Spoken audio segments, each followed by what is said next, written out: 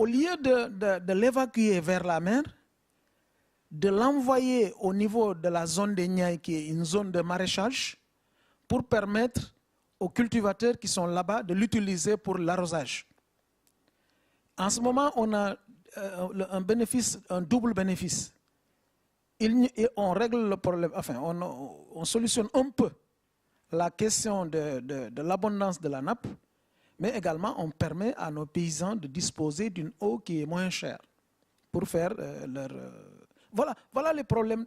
C'est pourquoi à chaque fois qu'on parle de Pikine, quel que soit le thème, on est obligé de revenir sur cette question de l'eau, parce que tant qu'on ne le règle pas, il sera difficile de parler, n'est-ce pas, du droit à la ville. Parce que tous les aspects des droits humains sont connectés à cette question de l'eau dans la ville de Pikine. Voilà la situation chez nous. Mais n'empêche, il y a beaucoup d'autres problèmes dont nous sommes vraiment conscients au niveau de la commune de Pikine et que nous sommes en train de solutionner petit à petit. Par exemple, au niveau de l'éducation, j'ai évoqué ici l'expérience du fondé à l'école, hein, où la commune de Kermassar s'engage à payer le petit déjeuner de tous les enfants avec une bouillie qu'on appelle le fondé, en collaboration avec une firme qui est spécialisée dans la production du lait et des céréales locales. Mais il y a la question aussi de la prise en charge des fournitures scolaires. Depuis 2010, la commune de la ville de Pikine prend en charge gratuitement les fournitures des écoles de l'élémentaire. Donc voilà, beaucoup d'expérience. Ça veut dire que malgré la situation d'inondation et tout, nous sommes quand même en train de penser aussi aux autres aspects des droits humains. Voilà ce que je voulais dire. Voilà. Merci. Donc, comme vous le voyez, toute la question des services et de la proximité qui a été posée, des questions que nous connaissions bien au début de la création du réseau sur tout cet aspect de l'expulsion des plus pauvres en périphérie, et avec cette illustration majeure à Dakar, le fait que les noms des quartiers même sont les noms qui sont portés en périphérie. Alors peut-être que maintenant nous passons dans un autre continent, peut-être qu'on peut aller au Mexique et savoir un peu comment les choses se sont construites, quelle est l'identité de votre ville et comment peut-être vous voyez son avenir. Gracias. Buenas tardes. Vengo de Iztapalapa, que es una zona de la Ciudad de México que está precisamente en la periferia de la Ciudad de México. Iztapalapa es la delegación más poblada del Distrito Federal. Vivimos 1.815.000 habitantes, tan solo en la demarcación, y representa la población de 14 estados o regiones de nuestro país, de México, e inclusive rebasa el número de población de algunos países.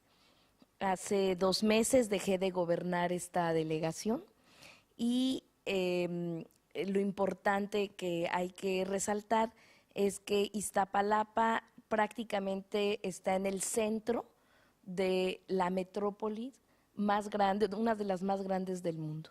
Actualmente cerca de 20 millones de habitantes conforman esta metrópoli, que incluye el Estado de México y el Estado de Hidalgo y varios municipios más. ¿Qué significa la periferia en la Ciudad de México? Creo que eso es lo importante de destacar en este encuentro. Significa pobreza. En Iztapalapa pareciera que hay un gran muro construido en la Ciudad de México. En Iztapalapa viven los pobres de la Ciudad de México. Viven los que han construido la infraestructura y los que son parte y la mano de obra para que la Ciudad de México sea la entidad que mayor aporta del Producto Interno Bruto a nuestro país. El 21% del Producto Interno Bruto se produce en la Ciudad de México y son precisamente los trabajadores que duermen en Iztapalapa los que hacen que con su fuerza de trabajo esta Ciudad de México se convierta en un motor muy importante a nivel de todo el país. Bueno, en la década de los 70, como en otros países, en México, se dio una expansión, un crecimiento urbano en la Ciudad de México. Cada década fue creciendo hacia la periferia. En Iztapalapa, en 1970, representábamos el 7% de la Ciudad de México y actualmente somos el 21% de la Ciudad de México.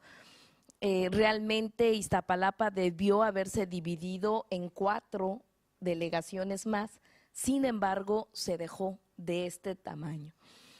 Y por supuesto que esto significa un gran problema, por ejemplo en el presupuesto, aun cuando recibimos el presupuesto más grande de la ciudad, si lo relacionamos a nivel personal, pues somos la delegación que menos recursos recibimos por el número de habitantes y por los problemas que tiene nuestra propia delegación. Es importante recordar que hubo una migración interna en nuestro país, que ante la falta de recursos económicos, por una crisis histórica del campo, por el sistema en el que vivimos, expulsó a millones de pobladores del campo que se refugiaron en las ciudades y que se fueron a vivir a la periferia, e Iztapalapa los cobijó. Creo que esto es importante. Iztapalapa se forma con ocupaciones, muchas de ellas ilegales, en los cerros, en lugares donde no se garantizaban los servicios, etcétera, o a veces toleradas por el régimen que gobernaba en esas décadas. Creo que también es importante decir que Iztapalapa entonces se convierte en una zona dormitorio, en un lugar en donde los trabajadores van, duermen y los trayectos de transporte son sumamente largos, 4 horas, 5 horas en ir y venir a los trabajos, y con problemas pues para esta movilidad y este transporte. Entonces se vive en el oriente, pero se trabaja en el norte de la ciudad y hay que atravesarla con alrededor de 5 o 6 transportes al día para poder ir a trabajar y regresar. Bueno, creo que esto no es nuevo, en muchas metrópolis es uno de los problemas principales. Tenemos en Iztapalapa alrededor de 465,000 viviendas. El 95% de estas viviendas tienen infraestructura hidráulica, tienen red y llave de agua, pero el 30% de la población, 600,000 habitantes, vivimos sin agua o tenemos agua una vez cada 10 días. Esta es una situación fundamental. Si me preguntan cuál es el principal problema de Iztapalapa, es la escasez de agua para poder sobrevivir. Y entonces tenemos una primera desigualdad con respecto a la ciudad. En nuestra Ciudad de México hay zonas, hay delegaciones en las que la población vive con un exceso de agua potable y en Iztapalapa vivimos con un chorro de agua cada 10 días. Entonces hay una desigualdad, una inequidad en la distribución de los servicios públicos de la Ciudad de México. En comparación con otras ciudades del país o de otras partes del mundo, por ejemplo, con respecto al agua, pues la Ciudad de México vive con muchos litros de agua al día. Y sin embargo hay una discriminación, hay una situación muy difícil de enfrentar históricamente la falta de acceso a los servicios públicos como es el agua potable. Este es uno de los principales problemas de Iztapalapa. Tenemos también pues un problema que tiene que ver, como ya mencionaba yo, con la pobreza. Según los índices de desarrollo social para las colonias del Distrito Federal, solo el 4% de la población de nuestra delegación Iztapalapa presenta índices de desarrollo social alto. Eso quiere decir que el 86% de las colonias de Iztapalapa vive con índices bajo o muy bajo de desarrollo social. Es decir, la mayor parte de la población es pobre. La mitad no tiene seguridad social y por lo tanto un grave problema también es el tener acceso a los servicios de salud.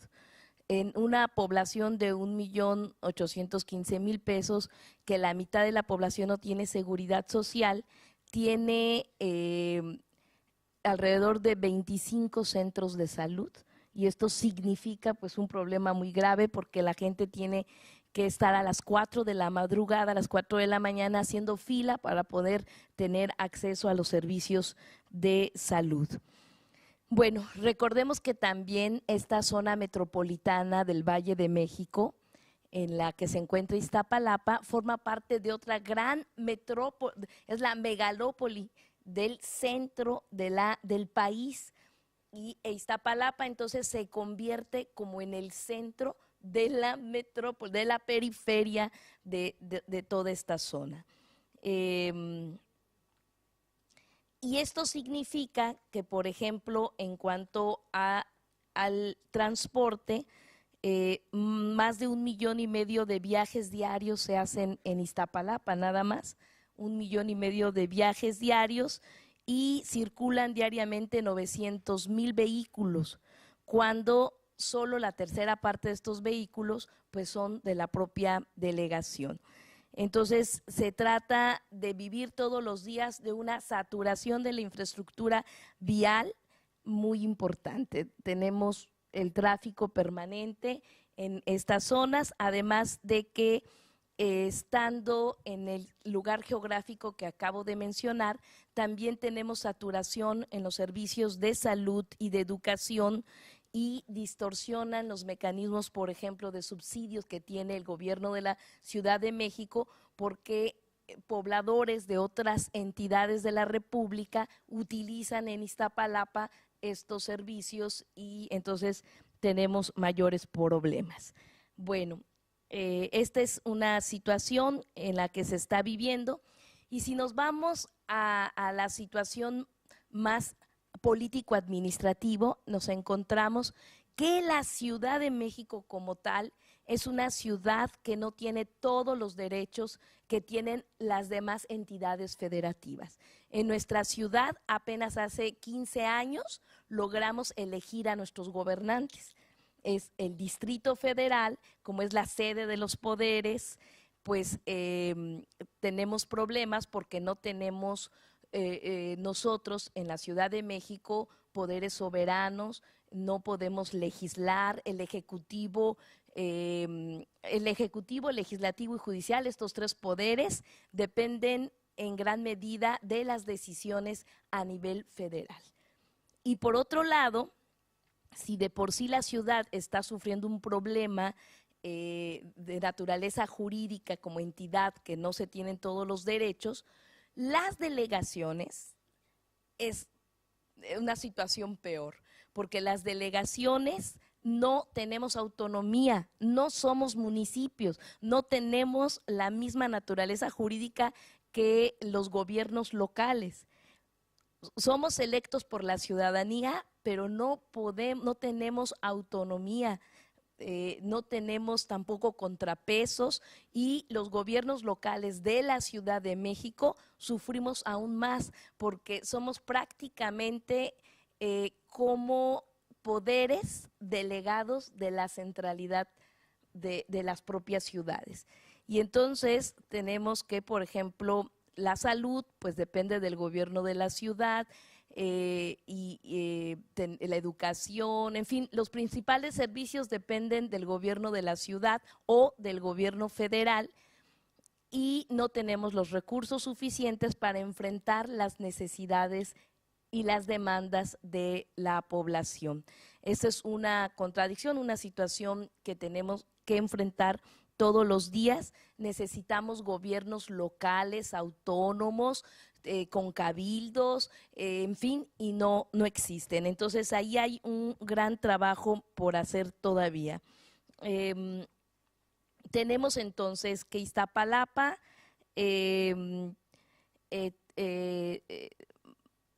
además de la escasez del agua, de la pobreza, de la falta de servicios públicos, enfrentamos un problema muy grave, casi específico, de toda la ciudad, que es el problema de grietas en el suelo.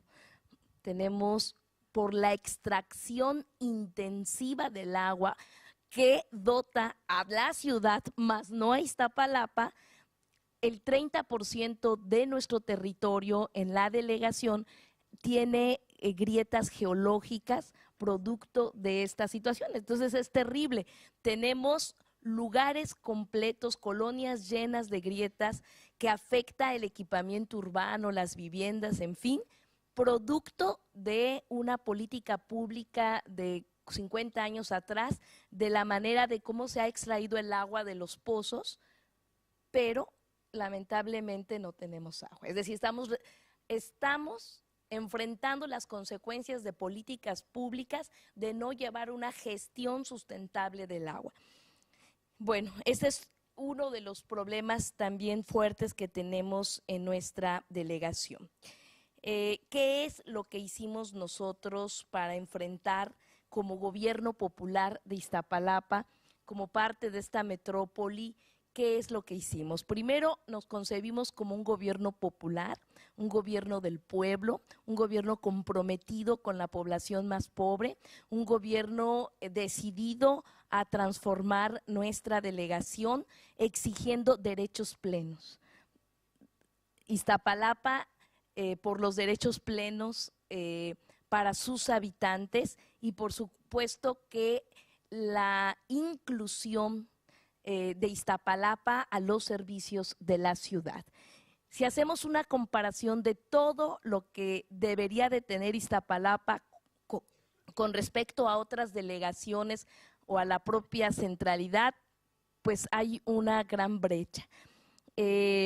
Hicimos un gobierno que tuvo como estrategia principal la recuperación de los espacios públicos, implementamos el presupuesto participativo en la delegación y se trata del presupuesto participativo más grande a nivel mundial, no solo por la cantidad de colonias que se atendió, sino por la cantidad de recursos que otorgamos en esta experiencia.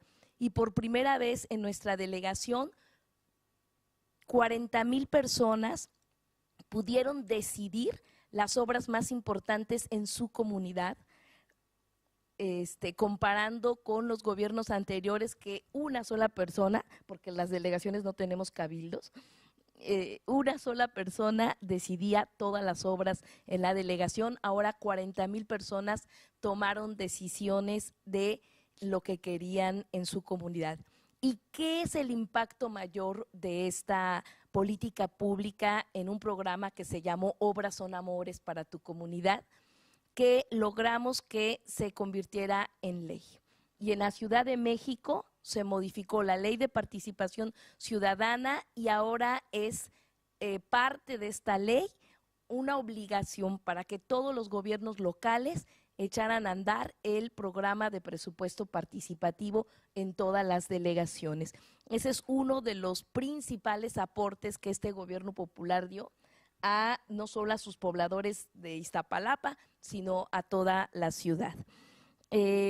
Otro de los temas importantes que hay que resaltar de este programa es que se llevaron a cabo 225 acciones por año en las comunidades, principalmente recuperación del espacio público.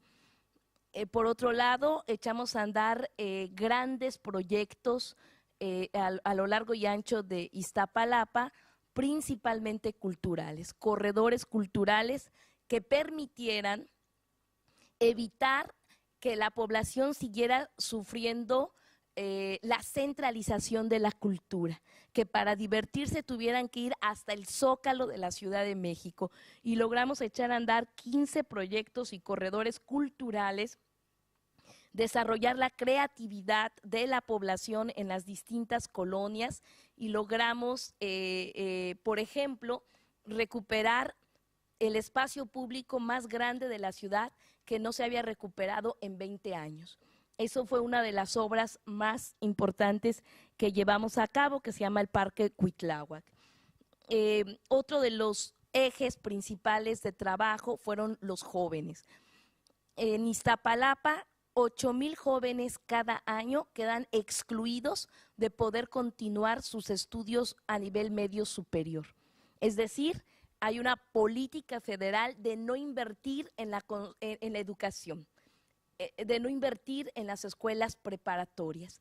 Lo que hicimos en la delegación fue preparar a nuestros jóvenes de secundaria con 2 programas. Uno que se llama Préndete por tus derechos, en los que 40,000 jóvenes se inscribieron al programa, en el que se daba una serie de talleres alternos de cultura, deporte y otro tipo de actividades, y los jóvenes tenían otras alternativas. Es decir, para nosotros era importantísimo recuperar a los jóvenes desde la adolescencia y así evitar y prevenir muchos problemas, por ejemplo, de inseguridad que se viven en Iztapalapa. Entonces, nuestra política, porque partimos de la idea que el mejor antídoto contra la violencia es invertir en el deporte, en la cultura, en lo social. Llevamos a cabo el programa más grande de jóvenes a nivel de todo el país, con este programa de Préndete por tus derechos, y preparamos a nuestros jóvenes para poder presentar su examen a nivel preparatoria, y así logramos que miles de jóvenes pudieran incorporarse. Y no solo eso, sino los que quedaron excluidos a pesar de todo, enarbolamos la lucha, porque para nosotros gobernar Iztapalapa no es solo administrar, se convirtió en hacer un gobierno de lucha por la inclusión a los servicios de la ciudad. Y logramos luchar y encabezar las protestas con resultados exitosos para que se construyeran más preparatorias por parte del gobierno de la ciudad, y a nivel federal se abrieran las puertas de los jóvenes que quedaban excluidos sin poder estudiar la preparatoria. Bueno, esos fueron algunos de los programas tan exitosos que tuvimos en nuestro gobierno. También quiero ir concluyendo acerca de algunos retos que vemos para lograr la policentralidad en nuestra ciudad. Tenemos que avanzar en legislar para la metrópoli. No hay leyes metropolitanas en nuestro país que garanticen, por ejemplo, diagnósticos y recursos de inversión. Esto creo que es un gran reto que tenemos. Por otro lado, tenemos el lado rico de la metrópoli y el lado pobre. Se han construido grandes vías, grandes caminos, en fin, del lado rico, pero han dejado el periférico de los pobres y todas las avenidas muy importantes que hay que reforzar del lado de los pobres, del lado de Iztapalapa, abandonadas. Entonces necesitamos criterios públicos ciertos en qué invertir para el desarrollo metropolitano. Asimismo, se necesita una descentralización de las políticas públicas que permitan que los gobiernos locales puedan desarrollar más actividades, tener más facultades. Y también lo más importante es la coordinación interregional desde la periferia. En este caso, en Iztapalapa desarrollamos una experiencia en la lucha por el agua. Y digo lucha desde el gobierno popular. Nos unimos varios gobiernos municipales del Estado de México y delegaciones por un proyecto sustentable de gestión del agua para resolver el problema del agua.